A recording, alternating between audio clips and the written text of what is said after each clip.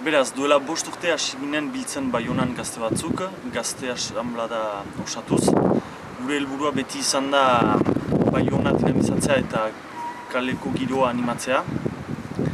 Bestalde, duela urte bat eta erdi hasi ginen Errikoetxearekin hartua emanak ukaiten, gure aldarria esplikatzeko eta guk nola ikusten ginuen gaztetxe baten behar Baionan. Gazte asanbladako kideekin urte bat eta erdi eta gero hartu ginen pixkat blokus egoera batera iritsi ginela. Gauzak ez ziren aintzinatzen. Beraz, horren arira pauso berri bat ematea erabaki ginuen. Atzo, beraz, pauso berri hori eman genuen, okupatuz auzitegi hoia.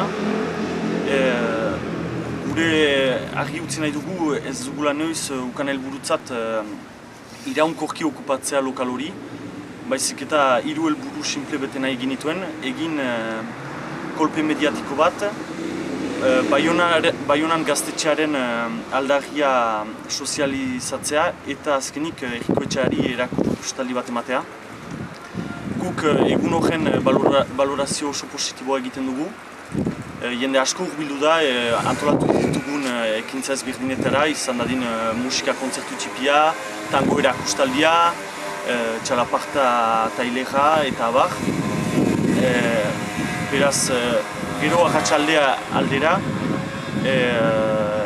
Errikoetxearekin hasi gira hartu emanetan eta akordio batera iritsi gira, gaztetxe bat lortzeko bidean.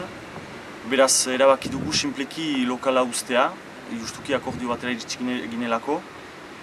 Argi utziz, beti blokus egoera baten egoten bagira, berriz ekintzetara pasatzen ahalko ginela. Eta beraz, azkenik eskertu nahi genituzke hurbildu diren jende guztia.